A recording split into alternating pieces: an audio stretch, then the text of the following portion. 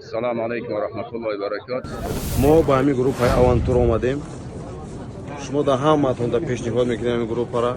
شخصان میخواهند که به حج فرضی یا اینکه عمره بروند، پس برای شما شرکت авантур را توصیه میدهیم. خوبی این شرکت در این است که راهبردان با زبان تاجیکی گپ میزنند. از همین سبب بسیاری تاجیکان سالهاست با همین شرکت حج میکنند. مشتریان را با تمام شرط و شرایط و اینچنین مهمانخانه‌های زمانوی که نزدیکی عبادتگاه است تأمین میکنند. جایهای تاریخی، سیاحت به راحت و اینچنین شرط و اصولهای حج را برای شما با زبان تاجیکی میفهمانند. معلومات بیشتر بر رقم‌های روی اکران بوده تماس بگیرید. یک زن با همراه شوهر در پیششان میگد مرغ بریان بود، طعام میخوردن. به ناگاه یک فقیر یک طلبنده در اونها را کوفت، در اونها را تق تق کرد. اجازت داخلش دادن، داخل شد.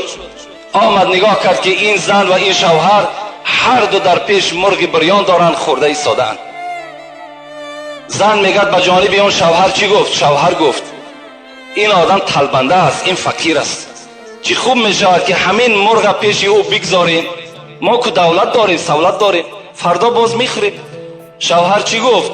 شوهر که آدمی بخیل بود، آدمی تنگ دست بود، گفت این طلبنده را از خانه بیرون کنین. طلبنده را از خانه بیرون کردن. زمانها گذشت، حکمت خداست، چندین سال میگه از بین گذشت. همین مرد ثروتمند دولتش از دستش رفت، فقیر شد، گدا شد. زن که طاقتی بر بیمالی این شوهر نکرد، بعد بی دولتی این شوهرش طاقت که نکرد، گفت شوهر مرا طلاق بده. شوهر طلاقش داد. از دست این میگه شوهر بیرون شد، رفت و یک شوهر دیگر میگه در نکاح خود در آورد که او خیلی با دولت بود. روز میگه در همون خانه نشسته بود، همین زن با این شوی نوی با دولتش مرغ بریان میخوردن. بناگاه میگه یک طلبنده داخل شد. طلبنده داخل شد، تق تق کرد، گفت چیزی بر من عطا کنین. این شوهر که آدمی سخی بود، خدا ترس بود، گفت زنه گفت این مرغ بریان برده به دست همین آدمی طلبنده بده. برد میگه بالای لالی و در دست همین طلبنده عطا کرد و میگه گریه کرده به پیش شوهرش آمد. شوهر گفت برای چی گریه میکنی؟ برای همین یک مرغی که ما در راه خدا خیر کردیم، برای همین گریه میکنی؟ زن گفت نه، گریه من برای این است که همین شوهری من بود، همون شوهری با دولتی که من داشتم امروز همین نزد من با به دروازه من طلبیدنی آمد. این شوهری نوی با دولتش چی گفت؟ گفت تعجب نکن تو ای زن، همون مردی که در خانه شما طلبندگی در آمده بود همون من بودم، همون من بودم، خانه شما داخل شدم، بر من مرغ ندادین. حکمت خدا را ببین. آیا شما از زردی دندان خود و سیاهی دندان خود شرم دارید؟ غمگین نباشید. طبابت این دندانهای خنک گرفته و این چونین سفید کردن دندانها، این چونین راست کردن دندانهای کج شده، دکتری دندان در فدراسیای روسیه شهر مسکو در رقمهای روی اکران بوده در تماس باشید. برای شفا و طبابت دردهای شما شرکت داروهای گیاهی پیشنهاد میکند. سمیوون برای آنهایی که لاغر هستند و میخواهند وزن بگیرند. ام پلوس اپیمدیوم گردش خون را خوب نموده برای همخوابگی نیرو میبخشد. ملهم پیگمنتا برای بیماری های پسریاز و سفیدشوی پوست. بینداکس برای ریزانیدن کرم های معده و روده. میناکسیدیل برای سبزانیدن موی سر و ریش. کرم فریک برای دراز نمودن مهلت همخوابگی. روغن خیلبی برای ریزانیدن سنگ های گرده و طبابت آن. فاتزارب برای کم کردن وزن زیادتی. دسترس نمودن داروها به تمام شهرهای روسیه و جمهوری تاجیکستان به طور رایگان عملی می شود. تلفن برای تماس جمع 7 929 688 49 49. حکمت خدا را ببین. با دولت مناز، با مهنت ملال که این هر دو را زود از زوال به دولت نازیدن لازم نیست، به فقیری و تنگدستی نازیدن لازم نیست. برای چی؟ برای فقیری که شما دارین، برای این در هر جا عرض شکایت نکنین. میگد که این هر دو را زود است زوال. اینها زود است که یا دولتدار به دولت می شود یا آدم فقیر به دولت می شود. حضرت سعدی گفتند همین است رسم سرای درشت، گه پشت زین و گه زین به پشت. این دنیا را قاعدش همین است، گه بالای زین سواری، گه زین در پشت ته است.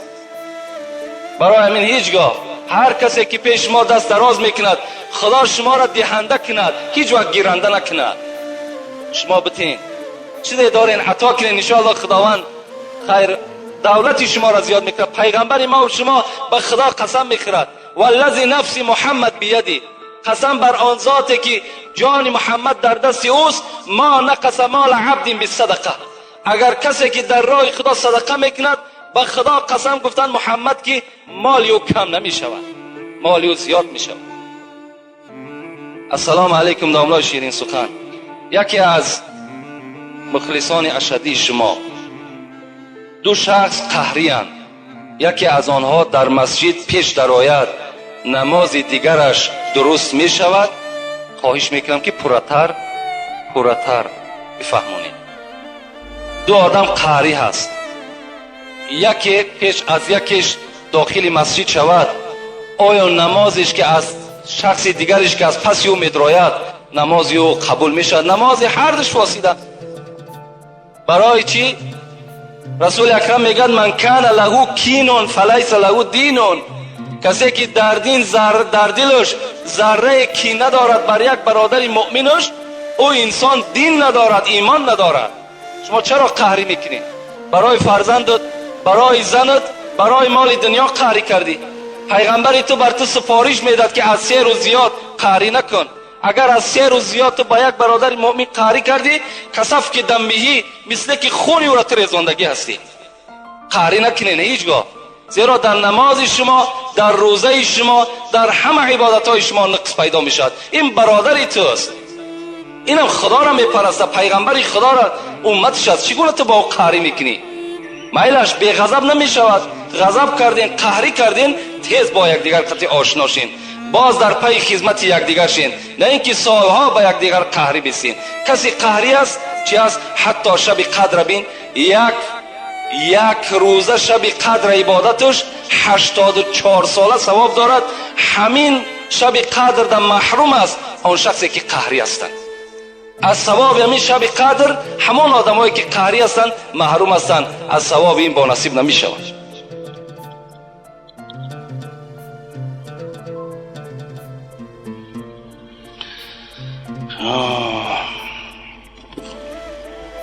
السلام علیکم داملای شیرین سخن. از شما خواهش میکنم که سوالم را با پرگی جواب دهید. در توی ها و در نوروزی ها گلبزم میگویند، حالا این درست است یا نه؟ گپ های بی شرم میگویند. دخترها و پسرها باشن با دقت گوش میکنن. مادامی که خود جواب همین سوال گفته، گلبزم هایی که میشود بین خواهر ما و شما و بین بگیم مردهای بیگانه از کجا صحیح میشود؟ از کجا درست است؟ کجا درست است؟ و این گوش هایی که ما و شما با شنیدن این گلبزم ها حوالش میکنیم، فراموش نکنیم که خدای شما میگه این السمع والبصر والفؤاد کل اولئک کان عنه مسئول. چشم های شما، گوش های شما، تمام اعضای شما در روز قیامت در بالای شما مسئولیت دارند. برای هر یک اعضایی را که در راه خطا تو صرف کردی، برای اینها در نزد خدا جوابگو هستی. هیچگاه جایز نیست و هیچگاه در این معرکه ها اشتراک نکنین، زیرا که البته شما مثل همون شخصایی میشین که در همون معرکه اشتراک میکنن و گناهکار میشوند.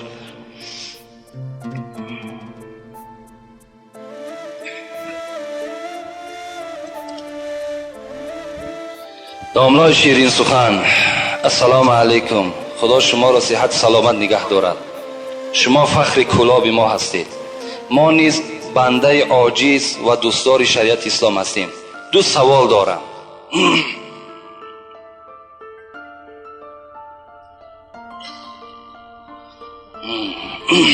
کدام گونه سگها را کشتن در اسلام جایز است و در کیها داشتن سگ جایز است؟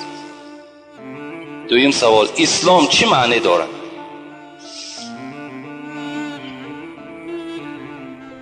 چگونه سگها را کشتن در اسلام جایز است و برای کدام انسانها سگ در خانه نگه داشتن جایز است؟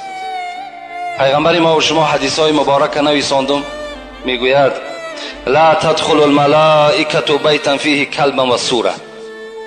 این ابو هریره ابی طلحه روایت میکند، حضرت میگوید پیغمبر خدا گفت که ملائکه های رحمت در خانه که سگ هست و در خانه که صورت هست داخل نمیشوند.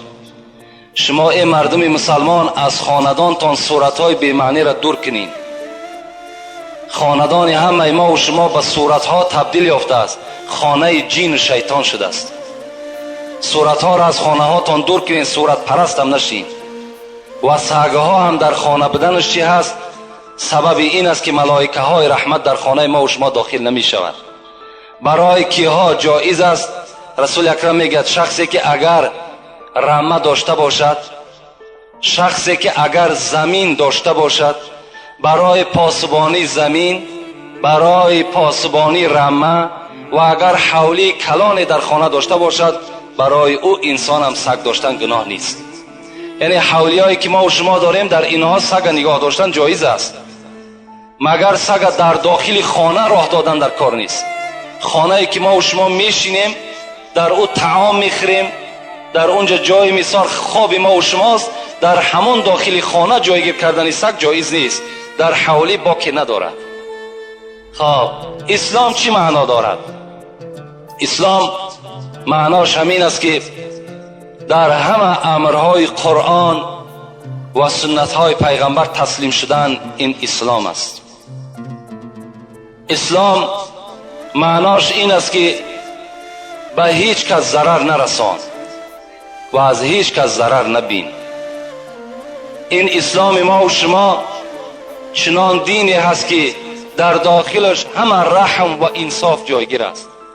این بهترین دین در روی دنیاست و بهترین دین از جهت آن است که ما و شما در آخرت از حساب همین دین اسلام در نزد خدا چکار میکنیم؟ نجات میابیم. زیرا خدا خود میگه این الدین عند الله الاسلام، به درستی این که دین در نزد من اسلام است. همین اسلام ها ببین که امروز اگر چنده که دشمنای اسلام دین ما را به دین تروریستی و دیگر حواله میکنن، آن کسانی که این سخن نسبت دین ما میگن خود اونها تروریست هستند. چی جای تروریستی دارد دین اسلام؟ در وقتی که همین بایزید بسطامی را ما به شما یک قصه شو بگم، از بسطام حضرت در میانش یک تخم را بست میگد برای در راه خوردن. اسلام آداب شبین، رحم شبین. آمد به شهر حمدان رسید، بین چند صد کیلومتر طی کرد. وقتی که در یک حمدان نشست، خواست که همون تخمی که همراه خداوردگی بود برای استفاده کند، نگاه کرد که پری مورچه هست. حضرت نگاه هم تا پیچوان، گفت این مورچه های همون شهر باستان هستند. شهر بستام، همین مورچه ها از شهر بستام آمدگی هستند. این من اگر در شهر حمدان حاضر اگر اینها را من کشاده کنم، اینها همه سرگردان میشوند، اینها را باید شهر خودشان بردن در کار. حضرت پس گشتن بستام آمدن، همون مورچه ها را در شهر خودشان کشادن. ببین این رحم بی انصاف بی اسلام ببین چگونه دین است. دین ما و شما دینی نصیحت است، دیگر هیچ چیز ندارد. سلام علیکم داملای عزیز. سنی مذهب از شیعه مذهب چی فرق دارد؟ سنی مذهب نیو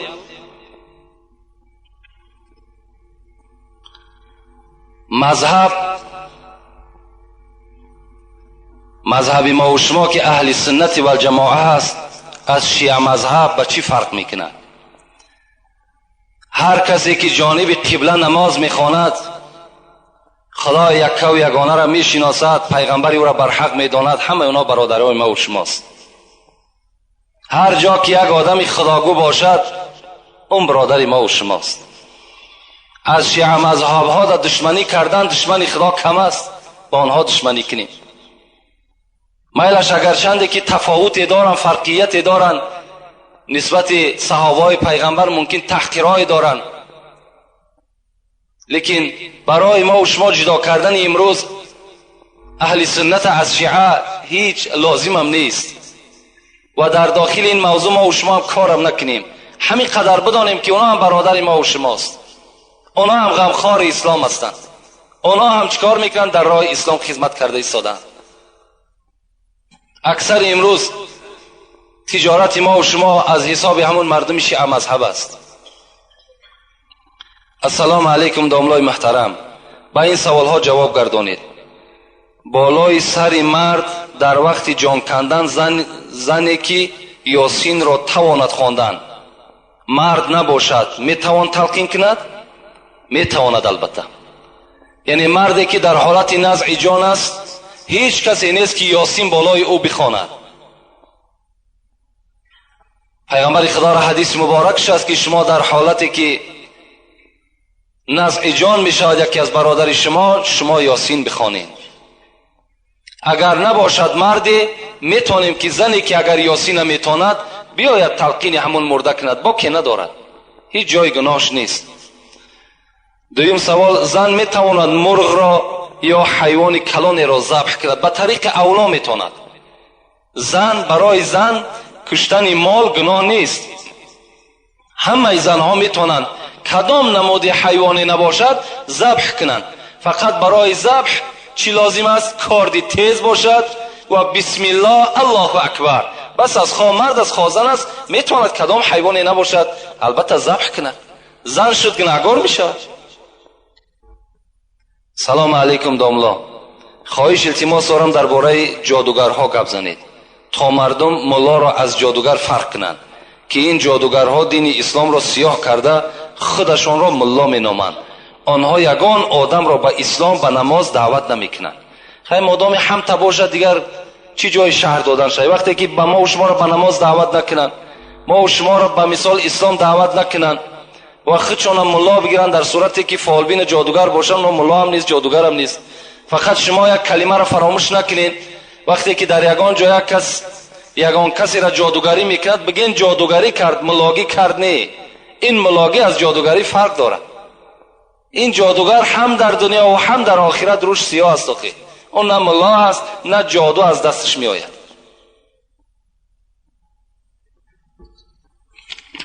السلام علیکم داملای عزیز، به همین سوال من جواب دهید.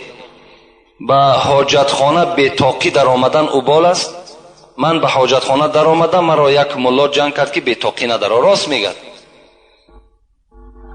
در یکی از فتواها ما به چشم خود دیدیم که داخل حاجتخانه انسان باید که سر لوچ داخل نشود، زیرا که حاجتخانه خود مکان جین هست و جین عادتش همین است که هر جایی که اگر یک یعنی بدن لوچ بیابد حتمی در اونجا زلال میرساند.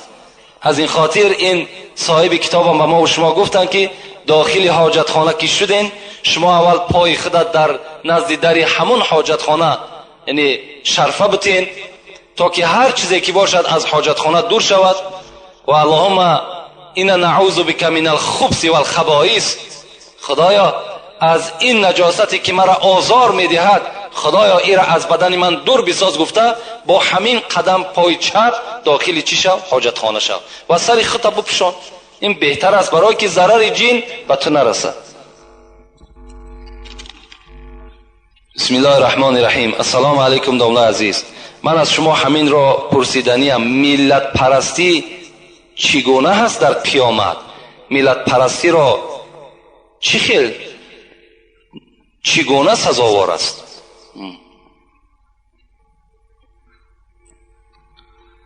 ملت پرستی در اسلام ما و شما نیست.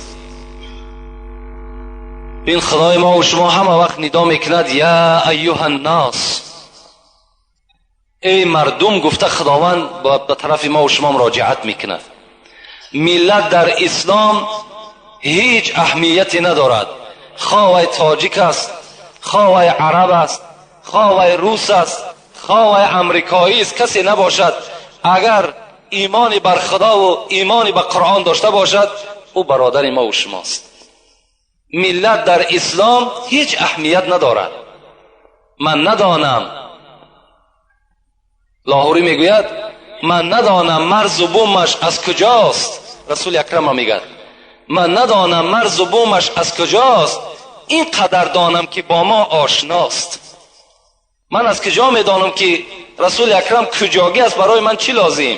همین قدر میدانم که او آشنای ماست، او شفاعت کننده ماست.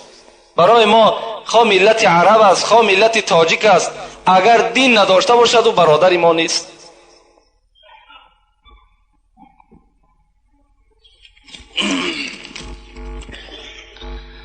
السلام علیکم دامنای شیرین زبان. آیا چنین طلاق درست است؟ وقتی که زن حامله‌دار باشد و در بستر بیماری خواب باشد و شوهر به عصبانیت و به مجبوری والدین او را به یگان شاهد 3 طلاق میکند و زن با او سوال و جواب نمیدهد، مرد از بیمارخانه برآمده میرود.